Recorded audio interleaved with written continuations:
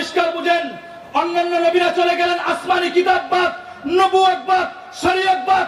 এখন তো আমার নবী তো চলে গেছেন। আপনারা বলুন তো দেখি, আমার নবী চলে যাওয়ার পর আমার নবীর রেখে যাওয়া আল কোরআন আছে না বাতিল? আর আসতে আমার নবীর রেখে যাওয়া নবুয়ত কালেমা আছে না বাতিল? সবকিছু তো ঠিকই আছে। আগের নবীরা চলে গেছে, আসমানি কিতাব শেষ, নবুয়ত শেষ, আমার নবী চলে গেছে, সবই আছে। এখন প্রশ্ন আসতে পারে যে হুজুর এগুলা চালাবে কে?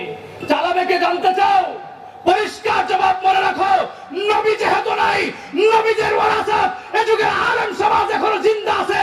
কুরআন এবং নবুয়তের দায়িত্ব বর্তমান যুগের আলেম সমাজ দায়িত্ব বহন করবে।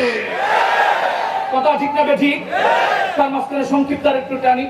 যারাই এই কালেমা এবং নবুয়তের দায়িত্ব বহন করবে, আমার আল্লাহ স্বাভাবিক কথা হচ্ছে এই, যারা এই কালেমাকে মজবুতভাবে বহন করে জাতির সামনে তারা দাওয়াত দিবে, আল্লাহ তাদেরকে সাময়িক পরীক্ষা করে হলেও পরবর্তীতে সফলতা দান করেন কে?